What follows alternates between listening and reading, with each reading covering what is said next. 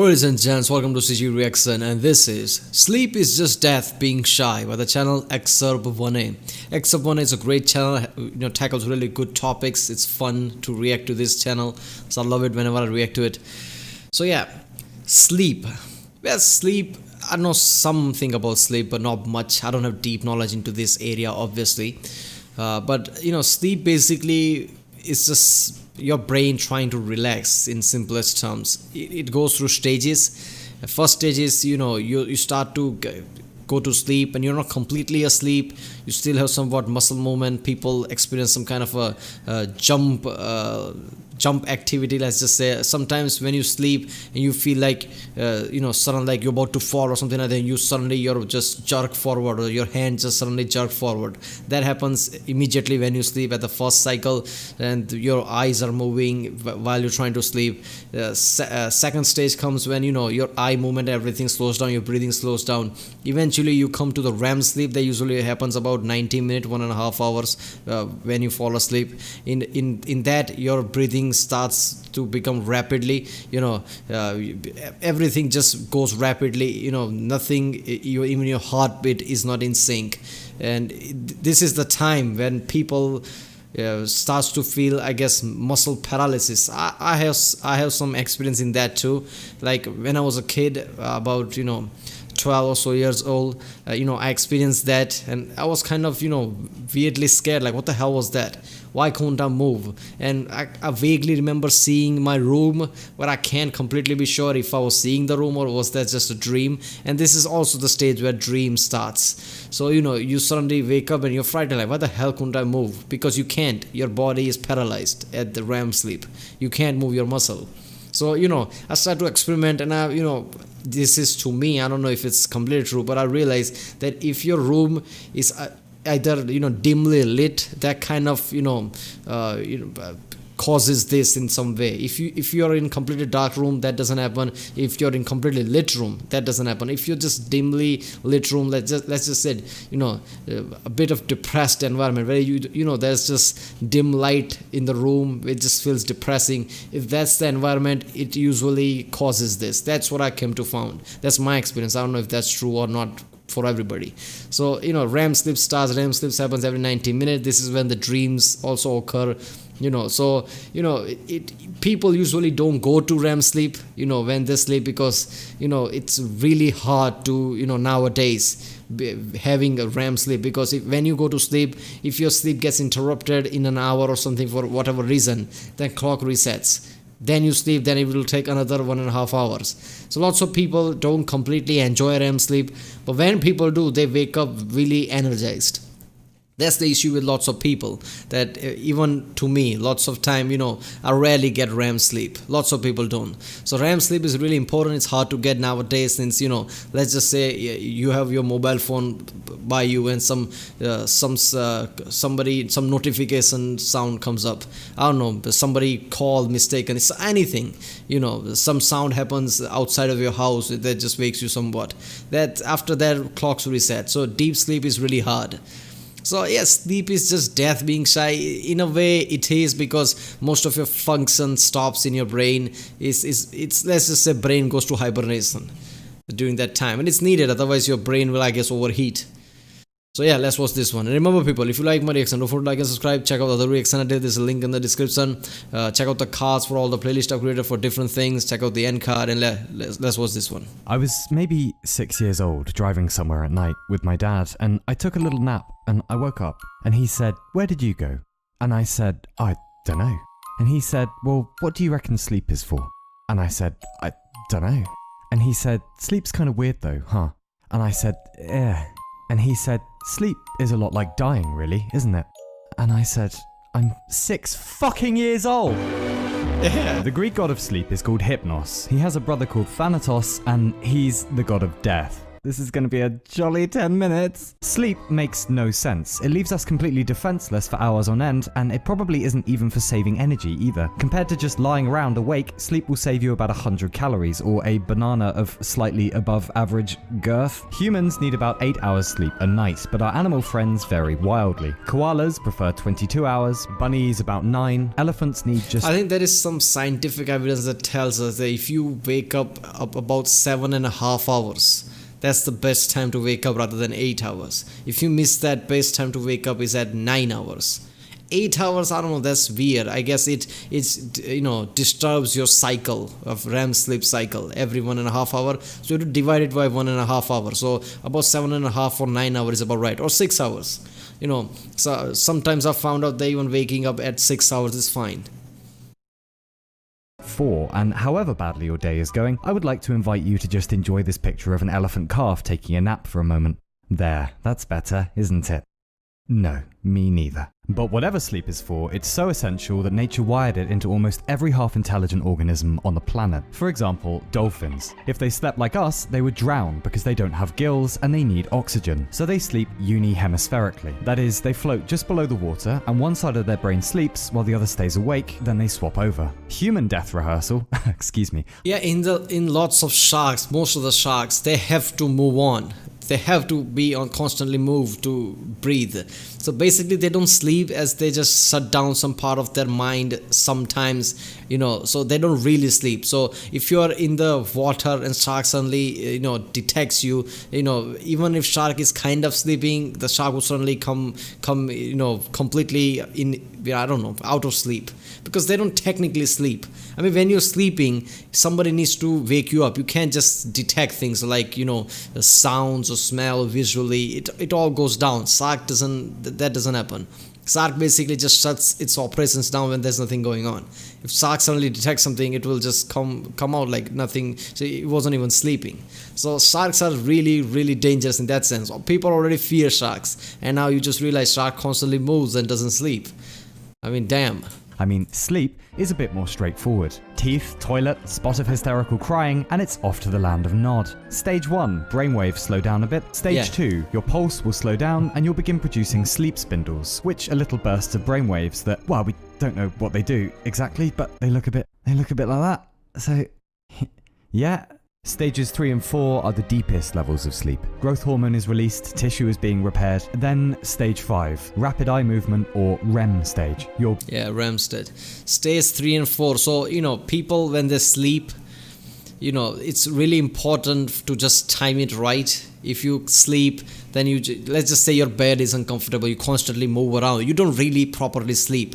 And that's why, lots of people who are bodybuilders and things like that always comes with this kind of, knowledge that sleeping is really important, proper sleep. Not just lying around, just sleep for half an hour, then wake up for something stupid, then go back to sleep and not properly sleeping. That will not help you. So you need a proper deep sleep if you want your muscles to be repaired and, overall heal. Brain kindly paralyzes your body, mostly. The eyes roll about, the face twitches, brainwaves go mental, and this is where about 80% of dreams occur. Yeah. Anyway, the funny part about all this, of course, is when we're not dreaming while asleep, where do we go? It's just black. It's just oblivion every night, over and over, because sleep is just death being shy. If we got news that an asteroid was approaching, scheduled for arrival, say 60 years from now. Yeah, see, this kind of talk, reminds me of those people. People, when you die, where do you go? That has to be some place. So people invented heaven and things like that. Man, it's simple. Do you remember what you were doing before you were born? No, so that's how it's going to be when you die. So sleep is just that. You go to sleep. I mean, you need to shut down at some times. You can't just constantly, because in the end, what you're doing is just taking information and processing all the time. Hearing, listening to, thinking something, watching something. I mean, you need to cool down. You can't just do that. So where do we go? We just, go to hibernation. We just shut down for a while. In a way, that is death, sure. And it was so gigantic it would wipe out our entire civilization. We would probably go fucking nuclear. Riots, war, maybe end the world before the asteroid even arrived. And yet there is an asteroid approaching slowly in the distance, but it only gets one of us at a time, and we... Yeah, alright. He's bringing up topics that, constantly have to pause and talk. So I don't know how long this video is going to be. Yeah, about asteroids also, I'm just going to put it there. This is not about this video, but proper asteroid defense will take 10 years to properly develop. There is no country who's developing that. So if you discover an asteroid, that one asteroid is gonna pass through us in 2027 or 2029, and if it just pass through just right angle, it will hit us in 2036, and it will destroy, I guess, east coast, or is it the east coast of USA and lots part of Africa too. Apparently Russia is trying to destroy or divert their asteroid. Apparently that's weird, not America. So yeah, it requires 10 years of development. So if you discover an asteroid is coming, it's gonna come here in 5 years, we are all fucked. It's going to be extremely hard. But then again, during this pandemic, China basically built an entire massive damn hospital in just 20 days. So I don't know, maybe if an asteroid comes, destroy lots of things, people might step up to the task, they might develop, but it's really hard. And what's the fucked up thing is just city killing asteroid, not just extinction level, but city killing asteroids we can't even detect. So if something comes, you're like, oh, look at that, something's gonna hit New York in a day, that's it, everybody's dead. Only consolation is that cities are really sparse compared to the empty lands, so chances of it hitting in some land, or even most chances are it will hit some kind of ocean or something, not even land. But yeah, if some asteroid comes at just right angle at some right city, yeah, everybody's fucked. Practice for it every night, and its name is death. With an asteroid, the whole species will be gone in a few days, probably. With death as it stands today, though, maybe we take comfort in the fact that even though we'll be gone, the world will still carry on without us.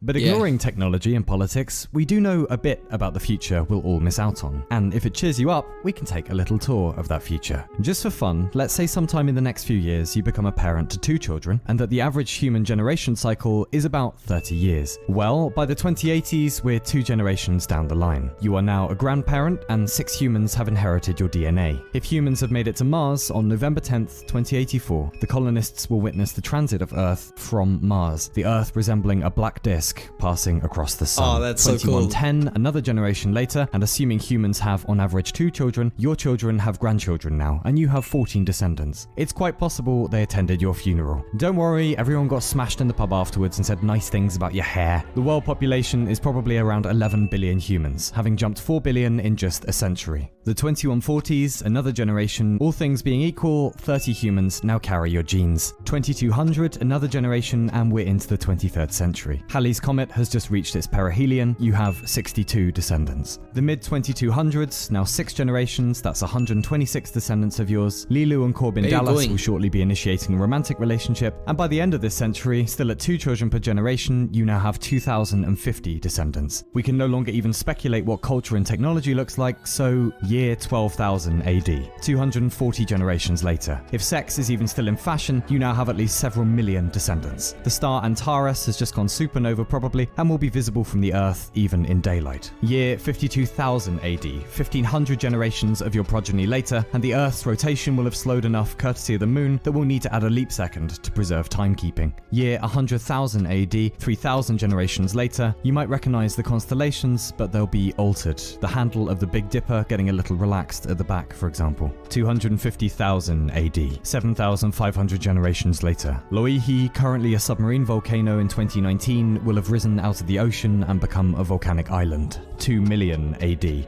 Grand Canyon erodes to surround the Colorado River, if there is indeed still a Colorado River left. 50 million AD. Eurasia and Africa collide, forming an entirely new mountain range. 5 to 600 million AD. It's possible Earth's continents have fused back into a single supercontinent. A day on Earth has probably gained at least an hour. Our moon is now so distant, solar eclipses never happen again. 1 billion AD. The sun is now 10% more luminous. Not just that, moon is going to be locked in place. So only one place will see moon, another place will never do. Meaning our oceans have begun to evaporate. Plant life is unlikely. 4 billion AD. The Milky Way, our galaxy, and our neighboring galaxy Andromeda collide, forming Milkomeda. 10 billion AD. The Sun is now 256 times its current size and has almost certainly swallowed Mercury, Venus, and Earth. 1 trillion AD. It's possible the Big Crunch has now begun, the remains of the universe falling back in on 10 billion AD? I thought sun's going to, become big gas ball of, in just 4.5 billion, not 10 billion.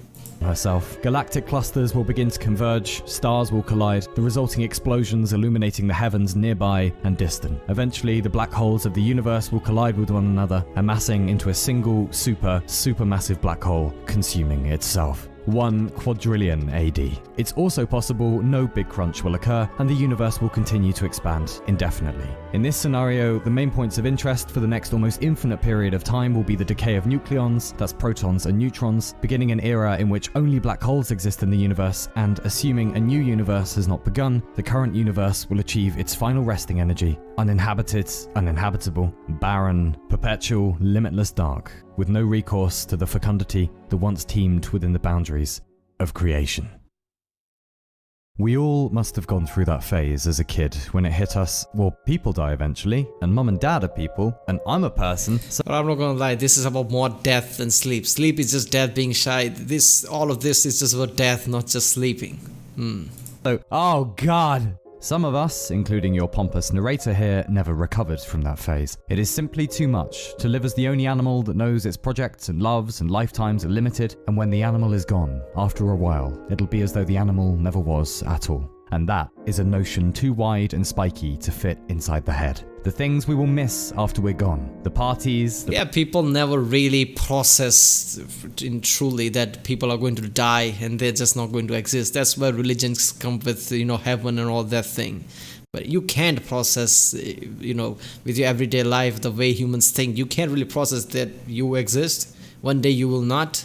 It won't matter eventually that you ever existed. You can't really process that. So people just like, yeah, I'm gonna die, and they don't think about it, just move on.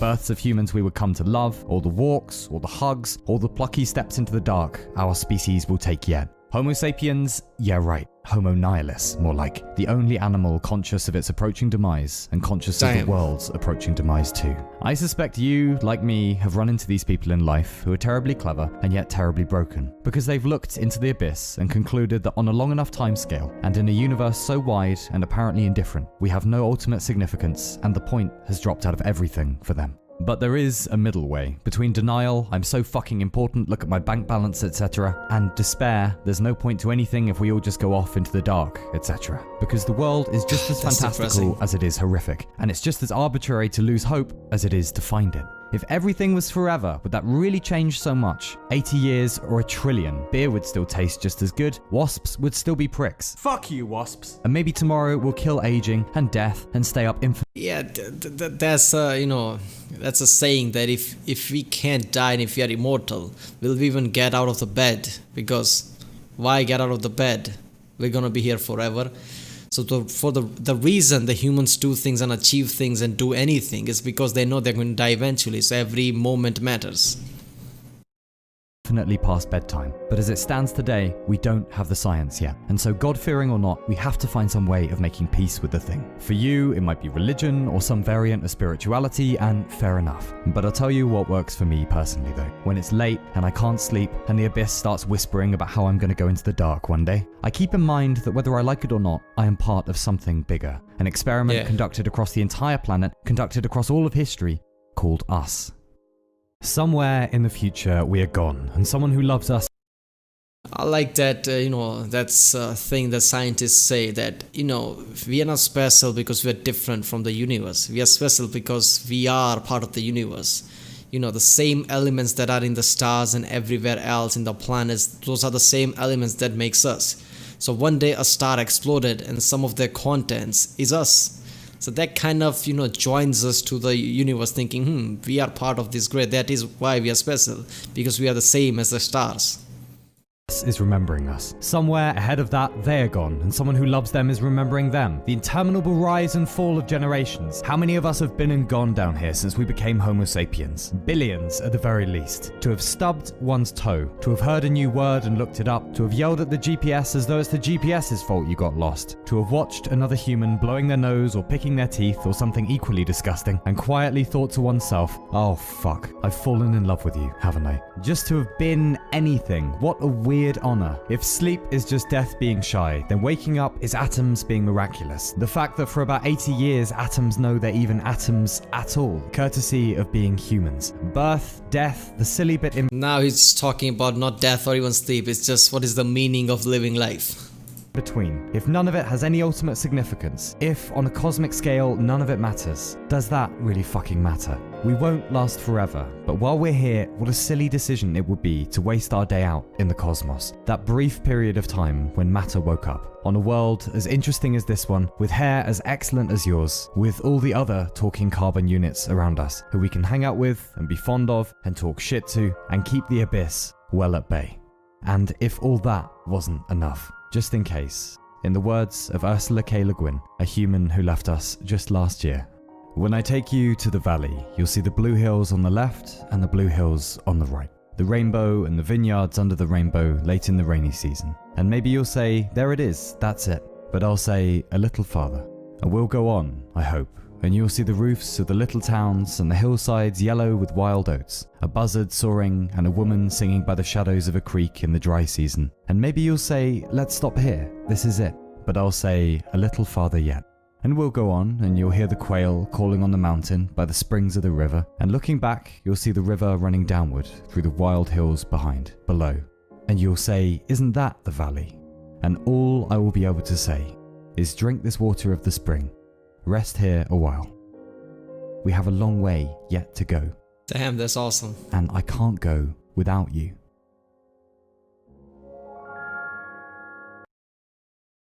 Oh god, that gave me goosebumps. That doesn't happen usually. That was some great quote there. Yeah, let's just move on. This is not it. That's living life, man. This title of the video should be just simply life, not just sleep, it's just death. Because it's not just about sleep, it's not just about death, it's about everything. From start to the end, what is the meaning of living life? This was a great video, man. I loved it. Alright people, if you like my reaction, don't forget to like and subscribe. Check out the reaction I did. There's a link in the description with all of my videos. Check out the cast for the playlist, check out the end card. And yeah, like, subscribe, support this channel, and I'll see you next time.